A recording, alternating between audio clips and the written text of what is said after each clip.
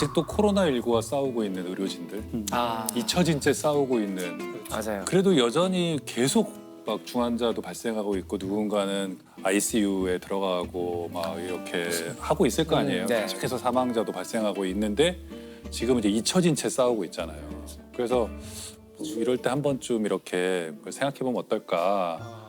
최근에 좀 다시 확진자가 많이 느는 네. 추세라고 하더라고요. 두 번, 세 번 걸리시는 분들이 굉장히 네, 많다고 네. 하더라고요. 그 확진자가 늘어났다는 거는 의료진들이 그만큼 부담이 있다는 건데 또 이제 연말 되면 연말에 또 만나야 될 사람들도 만나야 되고 네.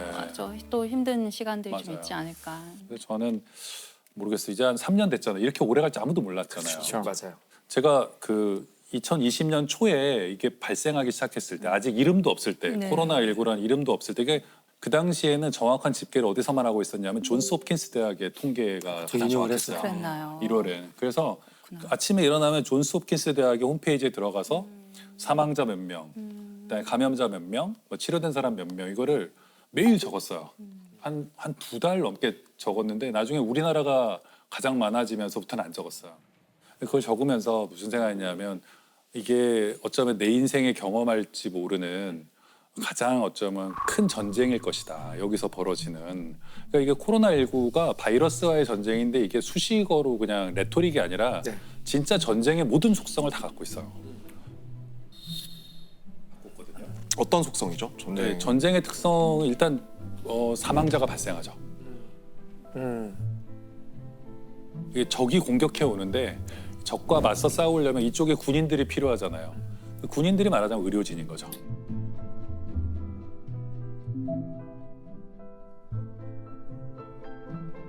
그래서 초반에는 그래서 중국도 그렇고 의료진의 사망자가 많았어요. 전선에서 싸우니까 이 군인들이 처음에 이제 준비가 돼 있어야 되고 또 군수 물자가 필요하잖아요. 처음에 마스크도 없어가지고 우리가 막 마스크 매점 매석하고 그랬잖아요. 맞아요. 마스크 품절나고 그랬죠. 네. 그다음에는 탄약 같은 게 필요하잖아요. 네. 그게 이제 백신이죠. 백신이 올 때까지 굉장히 오래 버텨야만 했잖아요. 근데 오래 지속된 전쟁이 그렇듯이 한 3년쯤 되니까 이제 사람들이 익숙해지고. 익숙해졌죠. 근데 저는 가끔 이제 옛날 신문도 찾아보거든요. 네. 그러면 1953년에 휴전이 되기 전에 어땠을까. 요새 옛날 신문 검색할 수 있잖아요. 네. 보면 굉장히 한가로워요.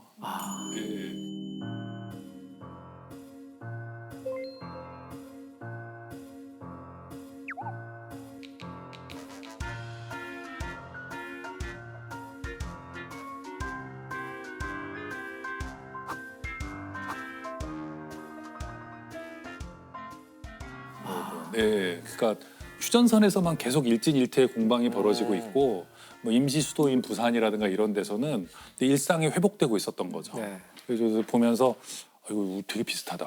우리 지금 삶하고 어디선가는 서서히 무뎌지면서 이제 뭐 그냥 일상을 살아가고 있지만 뭐 어디선가 누군가는 계속 이제 그걸 직면하고 있는 거죠.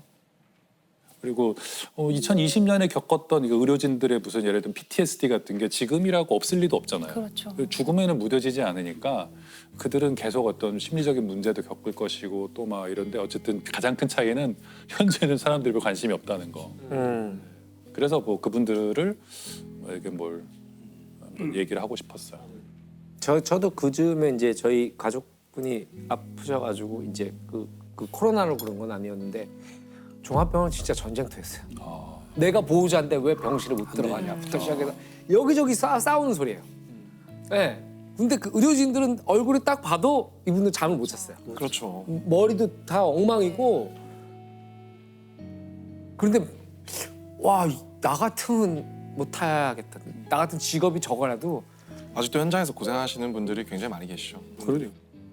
코로나19 초기에는 그 의료진의 자녀들을 학교에 등교시키지 말라는 그런 게 뭐 여러 나라에서 보고됐어요. 너 엄마가 간호사잖아. 그러면 환자들이랑 너 접촉할 환자 거잖아. 했으니까 오지 마. 그러니까 그래가지고 의료진 집에 아예 못 갔었어요. 네.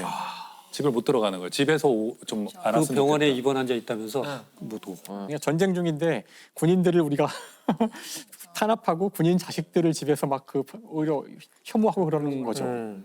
그 공포를 느꼈던 것 사람들이 같아요. 두려우니까 계속 그렇게 찾는 거죠. 코로나19 참 힘든 싸움이었어요. 네네. 지금 생각해 보면 우리가 이제 많이 이제 익숙해져서 그렇지 이게 다른 전쟁과 좀 다른 게 인간다움을 이용해서 공격했잖아요. 그러니까 우리가 사회적 동물로서 서로 친하게 지내고 싶고 다른 사람하고 밥을 먹고 싶고 술을 먹고 뭐 이렇게 가까이 지내고 싶은 어떤 그런 친교의 욕구, 친밀감에 대한 희구 이런 것들을 파고들었기 때문에 인간의 본성하고 되게 안 맞았어요. 이게 나하고 가장 밀접 접촉한 사람이 다 노출돼 버리니까. 이 병 자체가 주는 위험도 있지만 그 병 때문에 사람들이 서로 분열되고 그렇죠. 혐오하고 그런 모습들이 더 끔찍한 모습으로 나타나는데 이 바이러스에 대한 전쟁에서 우리 편이 누구냐면은 호모사피엔스 전체가 우리 편이고 그럼요.